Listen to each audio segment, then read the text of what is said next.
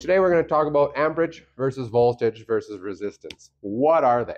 Okay, amperage or current is the amount of electrical energy that's allowed to flow. There's going to be some determining factors. I'm going to change from green and I'm going to go into my blue marker. My blue marker is my better marker. Erase that. So it's current. Okay. If I'm going to represent amperage in a circuit, or when I'm talking about calculations, I'm going to refer to it as an A for amps, or I like to put in parentheses an I. Okay, that I translates, I believe it's French translation from intensity de courant. I'm not a French speaker natively. Sorry if I butchered with my French, but that's what the I stands for. So if you see that I, it stands for intensity, if you will. Okay, voltage conversely will be the electrical pressure, okay, the amount of force that is allowed to flow through that system.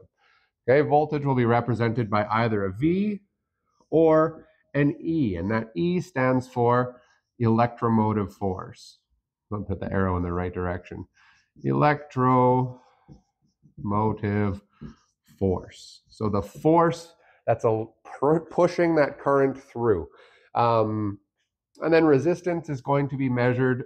You can either represent it with an R or with the omega symbol. Okay, that's two ways that resistance is going to be identified within a circuit. Now, resistance in a circuit is going to be the resistance, just that. It's going to be the resistance to flow of the current and of the voltage. Okay, the voltage is the pressure, the current is the flow, and the resistance is going to be what's counteracting that flow. That's how I'm going to phrase that. Now, these have a relationship to one another. And when we're talking about it within our heavy equipment trade, okay, we use what we call a tradesperson's triangle. These three fit in a certain location within this triangle. Okay, we put our voltage or our electromotive force at the top, and the amperage and the resistance find their way in either bottom corner. Now, what this is meant to do is it's meant to provide a quick reference for mathematical equation.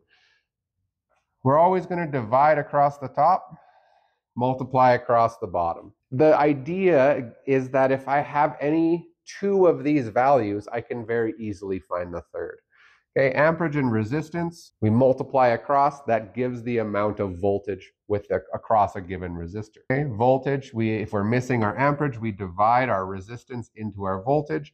That'll give us our amperage. Now, if we just draw up or whip up a very simple circuit, very simple series circuit, we'll draw two resistors. Let's draw two resistors in this circuit. I'm going to exclude the switch. I don't need the switch, but I do need a battery source. Let's say that that battery source is putting out a 12 volts electromotive force, okay? I know it's 12.6 volts DC. I like easy math. I like to make my life a little bit easier. If I'm given resistance values for those two resistors, or if I don't know the resistance value, I can use an ohm meter or a multimeter to get the resistance values. I de-energize that circuit, I take those loads out of the circuit, and I can get a resistance value. So let's say we have a 4 ohm resistor and we have a, I don't care, 8 ohm resistor. Okay, whatever they are. I can calculate using this to help figure out how many amps I'm drawing in this circuit. I'll break down in another video all the rules, Ohm's laws, Kirchhoff's laws. I'll do that in another video and go through series circuits, parallel circuits, and series parallel circuits and how to solve those. But for now, okay, for my series circuit, my resistance is going to be the sum of all of the individual resistance values. So I'm going to find my total resistance is going to equal my 8 plus my 4 ohms. Let me put my units are important. Okay, that's going to then give me 12 ohms of total circuit resistance. And knowing I have 12 volts of total circuit voltage, I can then use this tradesperson's triangle to find how many amps are going to flow through that circuit. Okay, if I have 12 volts DC and I have 12 ohms, I can divide them one into the other, that's going to give me 1 amp of total circuit draw.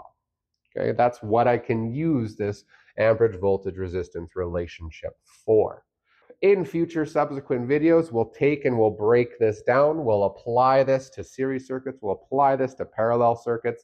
I just wanted to highlight and outline the importance of these three aspects. Amperage and voltage, they're going to have what we call direct proportional relationship. So if in a circuit I have my amperage go up, my voltage is also going to go up. So the way that might look, let's say I change that from a 12-volt circuit to a 24-volt circuit. Mathematically, we can figure out that our amperage draw will have increased to 2 amps. Okay, the 24 divided by the 12, right? We'll just change that source voltage to a 24, will give me 2 amps. We can see that behavioral change. Amperage and voltage will be directly proportional. Conversely, my amperage and my resistance will be what we call an inverse relationship, the teeter-totter effect. If my resistance goes up, my amperage goes down. So if I take this example and I double each of these resistors, the resistance value goes up. We'll say this is now 8 and this is 16, okay? We've converted that back down to a 1 amp draw on that circuit if we keep this 24 volts as it is. Okay, our resistance has gone up to 24 ohms. That amperage has drawn back down to a 1 amp draw. We increased the resistance, the amperage went down. Okay, so they have what we call an inverse relationship to one another. If you found this video helpful, you know what to do. Again, my goal is to help one extra person, and if I've done that, I've done my job. So thank you for watching.